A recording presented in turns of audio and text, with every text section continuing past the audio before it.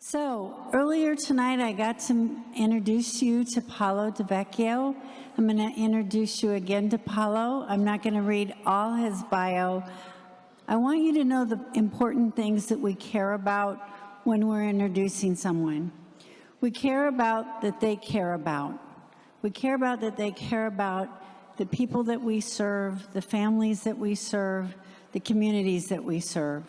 And that's what Paolo is all about. That's what SAMHSA is all about, is reaching into those places that are hard to get to give the services and to give the education and to give the support that we need.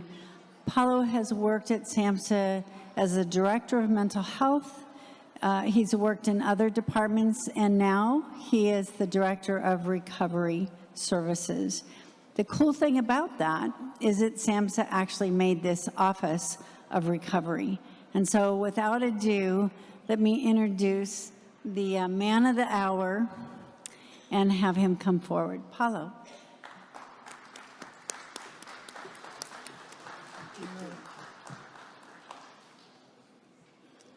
What do they say? Cleveland rocks. That's right. I want to say my brief comments today in honor of my father, who was a Korean War vet. And my dad never talked much about his battlefield experiences, but dealt with it through the bottle. And my earliest memories were of the breaking of whiskey bottles in my house and the brandishing of weapons. And as a young person, that trauma in my household was something that led to my own mental health and addictions issues. My first encounter with receiving treatment, in fact, was when I was 10 years old. And I was told to talk to a school psychologist because of the anxiety and crushing depression I was facing. And it wasn't bad talking to that doc, but going back on the school bus and my fellow students, what are you, psycho, crazy? What's wrong with you? And that was my first taste of the stigma, the social exclusion that comes with addictions and mental health. That turned me away from seeking care for 20 years. Why would I want to have anything to do with seeking treatment if this was the result? Instead, to deal with the pain I was feeling, getting high, drinking grain alcohol, any substance I could get my hands on, getting bullied from elementary school to all the way up through high school.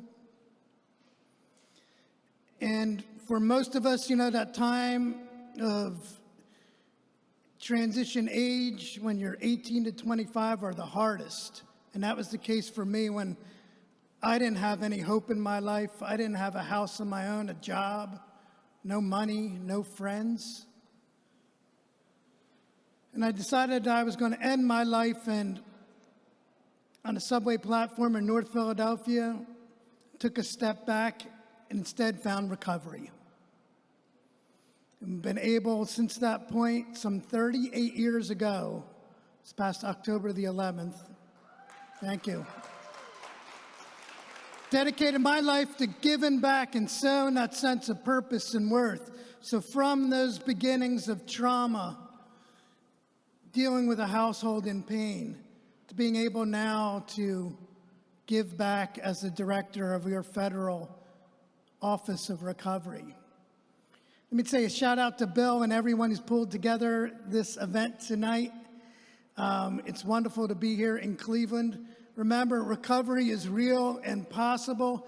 50 million of us show that recovery is real. And we're changing the way addictions and mental health are being seen across the nation. Because there is a better day, there's a better life for each of us. We take it a day at a time, as it says, but our end goal is a life worth living.